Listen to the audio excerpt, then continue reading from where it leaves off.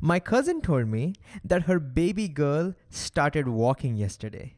And I was so excited. I asked her, "Did you record it? How far did she walk?" And she said, "Yes, I recorded it." And I was like, "Show me, show me." And she showed me this, a velocity time graph of her baby walking. So let's see if we can use this graph and figure out how far she traveled. We've seen velocity time graphs before. It's a graph that tells us the velocity of an object at any time. It's like looking at a speedometer. So imagine we had a speedometer attached to the baby. Let's see what the graph is saying. The graph says at time t equal to 0, at time 0, the baby has a speed of 20 meters per second. So it's already starting at 20 meters per second. And then as the time passes, notice the speed remains a constant. It does not change. It remains the same until 5 seconds. But then notice what happens. Then the graph goes down, which means the speed decreases. Can you see that? I mean, if you were to go to somewhere like 6 seconds and we'll go up and go to the left, can you see that the speed is decreasing? So the speed keeps decreasing until at 10 seconds, the speed goes to 0. So if we could look at that speedometer, at time 0, it would be 20 meters per second. And it will stay like that for the first 5 seconds. And then it'll start decreasing, and at the end of 10 seconds, it goes to 0. So now we can kind of even visualize what that baby is doing. Imagine here's our baby girl. She just learned to walk. So let's attach the speedometer to her. Let's see what she's doing. At time 0, she already has 20 meters per second speed. I don't know how that happened. That information is not there, what happened before that. But she already has a speed of 20 meters per second. And so she continues with that for 5 seconds, for the first 5 seconds. And then she slows down, and comes to rest at the end of 10 seconds. And our goal now is to figure out how far she has reached from her initial location. So how do we calculate it? Well, we can start with what we know about velocity. We know velocity is displacement over time. And by the way, if you're wondering why I kept using the word speed earlier, well, velocity is just speed with direction, which means if I said the kid is moving at 20 meters per second, that's speed. If I say is moving at 20 meters per second upwards, that's velocity. So don't worry too much about that. But anyways, we know velocity is displacement by time, and we need to calculate how far that kid has traveled. That means we need to calculate the displacement. So we can multiply by time on both sides of this equation, and we will get displacement as velocity into time, and we can calculate, right? Just one problem. You see, this is easy to calculate if velocity is a constant, like for the first 5 seconds. For the first 5 seconds, I can plug in velocity as 20, time as 5, and calculate it, no problem. The problem comes for the next 5 seconds because the velocity is changing, it's decreasing. If it's decreasing, what number will I plug in and how will I calculate displacement? That's the big question we want to try and answer over here. So you know what we'll do? We'll worry about that a little bit later. Let's first calculate from 0 to 5 seconds and see what we get. So let's calculate the velocity, or displacement, sorry, from 0 to 5 seconds. From 0 to 5 seconds, the velocity is a constant, which is nice. So if I plug in, velocity is just 20 meters per second, multiplied by time, which is 5 seconds. That will give me, second cancels, 20 times 5 is 100. I get 100 meters. So that's the displacement in the first 5 seconds. But now, what to do for the next 5 seconds, from 5 to 10 seconds, how to calculate? That's the big question, right? Well, here's what we'll do. We'll try to figure out what this means in the graph. So think about this. 20 meters per second. What is that in the graph? What have we calculated? What does that 20 represent in our graph? Well, in our graph, if you just focus on this rectangle, because we're only calculating from 0 to 5, that 20 represents the length of this rectangle, right? This is that 20. And what does this 5 represent?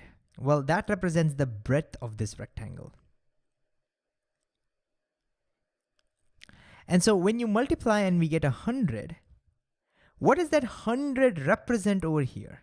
In other words, what do we get in a rectangle when you multiply length by breadth? You know this one. It's the area. When you multiply these two, you get the area, and that area is 100, right? That's our 100 meters. Ooh, this means to calculate displacement, we just have to calculate the area under the graph. That's how you do it. Why does it work? It works because displacement is the product of velocity and time. And in our graph, when you multiply velocity and time, you're basically multiplying two lengths in our graph, and that gives us the area. And so that's the secret to calculating displacements from a velocity time graph. You just calculate the area under it. So from 5 to 10 seconds, I'm no longer going to use the formula. Instead, I'll just go to the graph and I'll say the area from 5 to 10 seconds. That represents this area. Okay, let me use white again. This area. That represents the displacement from 5 to 10 seconds. So we can calculate that area. In fact, I'm pretty sure you can calculate that area as well. So you know what? Pause the video, go ahead and see if you can calculate this area. All right, let's do this. So that area, which represents the displacement, is going to be half. Its area of a triangle is half into base into height. So it's going to be half into base. The base is this length, which is 5, into height. And the height is this length, again 20. So this is 5 seconds into 20 meters per second. And what is that equal to? Ooh, that is equal to, let's see, second cancels, 2 goes 10 times, you get 50 meters. Ta-da, done. And so this means the total displacement is 100 plus 50, which is 150 meter. So somehow this kid ended up walking 150 meters in 10 seconds. All right, let's try another. We have another velocity time graph, totally different. And we are asked to calculate the displacement from 2 to 4 seconds. Again, if you look over here, notice that the velocity is changing. It starts with 0 and then it's speeding up, So we're not going to use this formula directly. Instead, we will calculate the area under this graph because that represents displacement. And since we are asked from 2 to 4 seconds, we should only calculate the area from 2 to 4 under this graph. How to do that? Well, 2 is here, 4 is over here. So we calculate area only in that section. That represents the displacement from 2 to 4 seconds. So this area gives us the answer. So you know what? Can you give it a try? See if you can somehow figure out the area of this shape. All right, let's do this. So what shape is this? This is a trapezium. So we need to use the formula for the area of trapezium. Now, if you don't like trapeziums, another thing which we can do is we can draw one line over here and calculate this as the sum of two areas, one triangle and a rectangle. So again, if now you feel that, okay, now you can do this, again, pause the video and try. All right, let's do this. So the displacement is going to be the total area, which is the area of the triangle. What's the area of the triangle? It's half into base. What's the base of that triangle? Well, that's 2 seconds. 2 seconds into height. What's the height of that triangle? If you look carefully, this represents the height, right? This one. What is that equal to? Well, if you look to the left, this is 40, this is 20, so this height is 20 meters per second.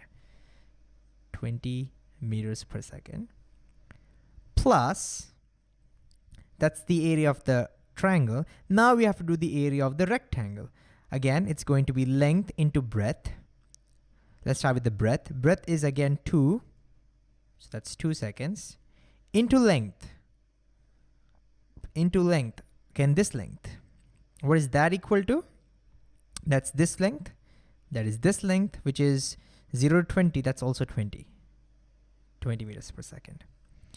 And so we can go ahead and calculate now. This 2 cancels, and this second cancels, and we get 20 meters over here, plus you get 2 times 20, that's 40 meters over here. And so total displacement is 60 meters. And so in this case, displacement from 2 to 4 seconds is 60 meters. So I guess the moral of the story is, if your cousins ever provide you a velocity time graph representing their kids' motion, then you can figure out how far they walked just by calculating the area under that graph.